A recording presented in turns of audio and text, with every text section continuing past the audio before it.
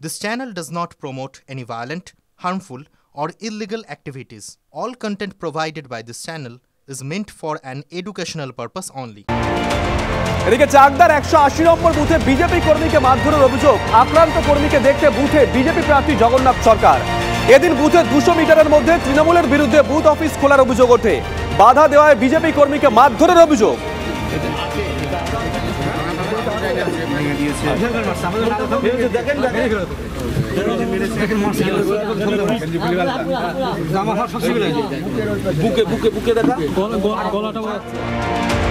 আচ্ছা, কে কত আসন পাবে, কে কত আসন পাবে তা নিয়ে তো বিভিন্ন জায়গায় চর্চা হচ্ছে, তাই না?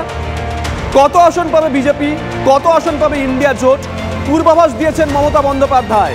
এবার তৃণমূল নেত্রীর মুখে ইন্ডিয়া জোট 300 পার, 315 আসন পাবে ইন্ডিয়া জোট। বনগাঁ সভা থেকে দাবি মমতা বন্দ্যোপাধ্যায়ের। বিজেপি বড় জোর 190 থেকে 195 আসন পাবে, ভবিষ্যৎবাণী তৃণমূল নেত্রী। আমরা সবাইকে একসাথে নিয়ে ইন্ডিয়া জোটই জিতবে।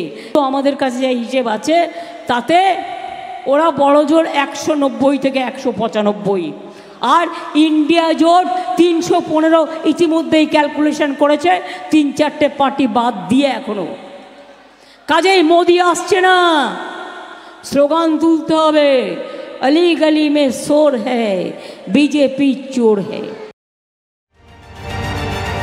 আজকে নির্বাচনী সভা থেকে মমতা বন্দ্যোপাধ্যায় দাবি করলেন ইন্ডিয়া জোট 300 পার, 315 আসন পাবে ইন্ডিয়া জোট। বনগাঁ সভা থেকে এমনটাই দাবি মমতা বন্দ্যোপাধ্যায়। শ্রমিক ভট্টাচার্য বিজেপি সাংসদ, তার সঙ্গে টেলিফোনে আমরা যোগাযোগ করেছি। শ্রমিকদা, শুভজিৎ রয়েছে, আপনারা কিছুটা শুনলেন। মমতা বন্দ্যোপাধ্যায় আজকে বলছেন 315 আসন পাবে ইন্ডিয়া জোট, আর আপনারা বড় জোর 190 থেকে 195 আসন। কি বলবেন? আসলে রাত্রে মমতা বন্দ্যোপাধ্যায় মাননীয় মুখ্যমন্ত্রী তার ঘুমের সমস্যা হচ্ছে, বিজেপি আতঙ্ক তাড়া করে বেড়াচ্ছে, তার উপরে একটা শকুন্তলা দেবীর প্রভাব পড়েছে। ওই জন্য বিভিন্ন সময় বিভিন্ন ধরনের সংখ্যা নিয়ে তিনি খেলা করছেন। তৃণমূল পশ্চিমবঙ্গে 10টা আসন পেরিয়ে যাক, তারপরে তো ভারত সরকার তৈরি হবে, কেন্দ্রে বিজেপি এনডিএ কটা আসন পাবে ওটা নিয়ে চিন্তা ভাবনা চলবে। আগে তৃণমূল কংগ্রেসের সবচেয়ে বড় যে এজেন্ডা সেটা হচ্ছে 10 পার করা, সেটা আগে তৃণমূল পার করুক পশ্চিমবঙ্গে, তারপরে বিজেপির আসন গোনা হবে। আর শ্রমিকবাবু, আরেকটা প্রশ্ন, প্রথম দফার ভোটের পর আমরা দেখলাম উত্তরবঙ্গে সেখানে তৃণমূল কংগ্রেসের তরফ থেকে সেলিব্রেট করা হলো। আজকে আমরা দেখছি মমতা বন্দ্যোপাধ্যায় চতুর্থ দফা ভোট চলছে, বলছেন 315 আসন পাবে জোট। এই ধরনের কৌশল কেন?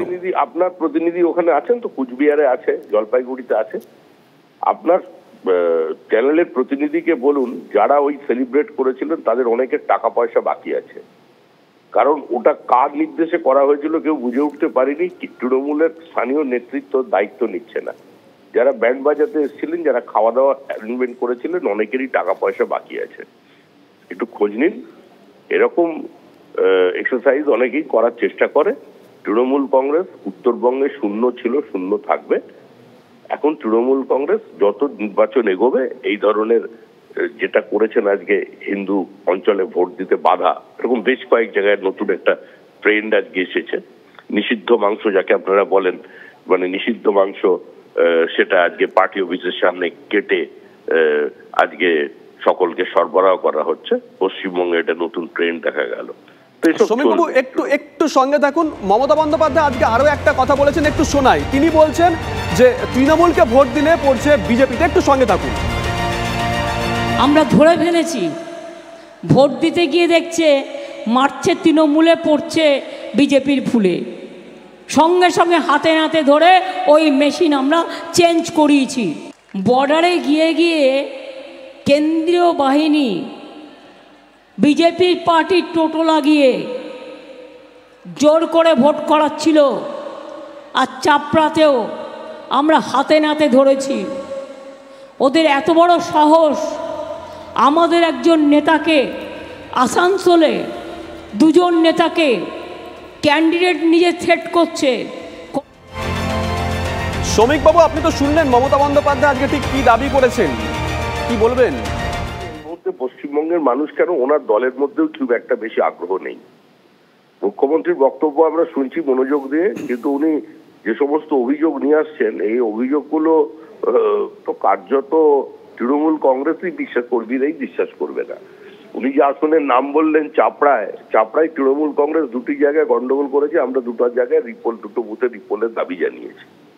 তৃণমূল কংগ্রেস বিএসএফ কে কথা বলছে, কোথায় মেশিনের কথা বলছেন, এগুলো সমস্ত হচ্ছে যে 4 তারিখ সন্ধ্যাবেলা তৃণমূল কংগ্রেস কি বলবে তার এখনই উনি মহড়া দিয়ে দিচ্ছেন।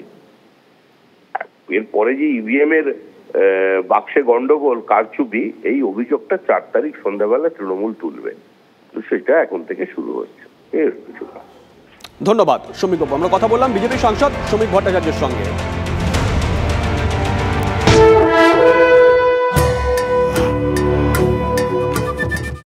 তৃণমূলের তারকা প্রচারকের তালিকায় ফিরলেন কুণাল ঘোষ। 7ম দফায় তারকা প্রচারকের তালিকায় কুণাল ঘোষের নাম। 5ম দফা তারকা প্রচারকের তালিকা থেকে বাদ যায় কুণালের নাম।